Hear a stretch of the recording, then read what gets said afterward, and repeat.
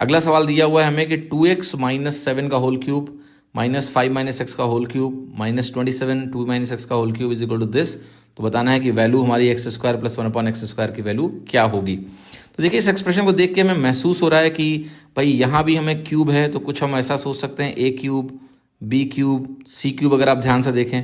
और यहाँ पर सिमिलर टाइप के टर्म, जैसे 2x माइनस 7 है तो यहाँ 7 माइनस 2x है, यहाँ x माइनस 5 है, यहाँ 5 माइनस एक्स है, यहाँ 2 माइनस एक्स है तो यहाँ भी 2 माइनस एक्स है। तो इतना प्रतीत हो रहा है कि कुछ इधर ए बी सी का प्रोडक्ट टाइप का है। और जैसे ही इतना आप आइडेंटिफाई करोगे आपको तुरंत समझ में आएगा शायद ये केस कहीं ऐसा तो नहीं है कि a cube plus B cube plus C cube मेरा 3abc के बराबर हो, राइट। बस हार्डली कुछ समय लगेगा, वेरीफाई भी हो जाएगा। अगर मैंने कहा कि मेरा a मान लिया यहाँ पर 2x माइनस 7 है और इसको अगर मैंने प्लस बी क्यूब बोला है तो b की वैल्यू क्या हो जाएगी आप बताओ। b की वैल्यू आपकी x माइनस 5 हो जाएगी, क्योंकि ये माइनस को मैं अंदर ले जाऊंगा प्लस बनाने के लिए, तो x माइनस 5 हो जाएगा। और c की जब वैल्यू आप निकालोगे तो ये 27, ये माइनस 27 को अंदर ले जाओ, और चूंकि यहाँ क्यूब है तो माइनस 3 अंदर जाएगा, और माइनस 3 अगर अंदर गया तो ये बनेगा 3x माइनस 6। ठीक है, कुछ ऐसा लिख सकते हैं। अब ये जो 7 माइनस 2x है इसकी जगह मैं लिख सकता हूं ना, ये एक 9 में एक 3 उठा के मैं अंदर ले जाता हूं, इसके साथ एक 3 इसको दे दो तो ये 6 माइनस 3x बन जाएगा। तो इसको मैं बोलूँगा माइनस c, और ये x माइनस 5 है तो ये b ही है, और ये हमारा बनेगा 3 इंटू माइनस है। अब माइनस और माइनस मिला के प्लस हो जाएंगे तो ये 3abc बन रहा है, राइट। 3abc बन रहा है। जब भी ऐसा होता है तब दो कंडीशंस बनती हैं, या तो आपका abc बराबर होता है और ये आपका a प्लस बी प्लस सी 0 होता है। ये दो कंडीशंस में ऐसा हो सकता है कि आपका a cube plus B cube plus C cube 3abc के बराबर हो। दो कंडीशन हो सकती हैं। अब जैसे पहली कंडीशन को देखो, क्या ये मीट हो रही है, तो आप तुरंत ही कहेंगे कि अगर मैं लेटर से a को b के बराबर करूं तो a की वैल्यू हमने क्या एज्यूम करी है 2x माइनस 7, b की वैल्यू हमने एज्यूम की है x माइनस 5, तो यहाँ से x की वैल्यू क्या आ गई 2। अब x अगर 2 आया तो देखते हैं कि क्या b c के बराबर है।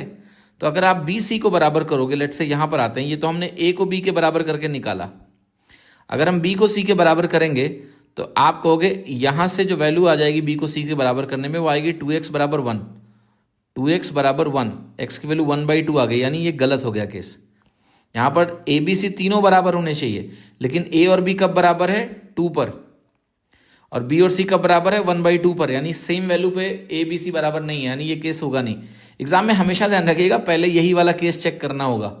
जब इससे बात ना बने तब ये चेक करना, पहले ये मत चेक करना कभी भी, ठीक है। क्योंकि यूजुअली यहां पर इनकंसिस्टेंट वैल्यू आने के चांसेस बहुत हाई होते हैं। यहां पर आपको डायरेक्टली एक्स की एक वैल्यू मिल जाएगी, यहां पर आपको दो इक्वेशन से एक्स की वैल्यूज मिलेंगी और उनको मैच करना पड़ेगा कि मैच हो रही है कि नहीं। इसलिए पहले ये कंडीशन चेक करना, इससे उत्तर आ जाए तो आगे बढ़ना ही नहीं है।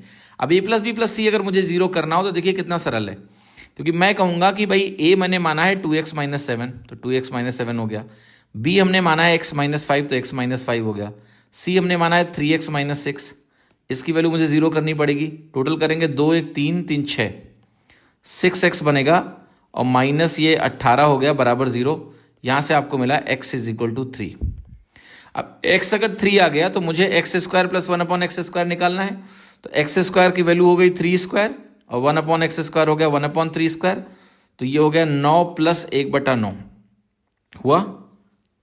9 प्लस 1/9 कितना हो गया आपका 82/9, और 82/9 कहाँ है C option, C is the right answer 82/9। ठीक है, और वहां से आप आसानी से अपना उत्तर निकाल सकते हैं बिना किसी प्रॉब्लम के। 82/9 आपका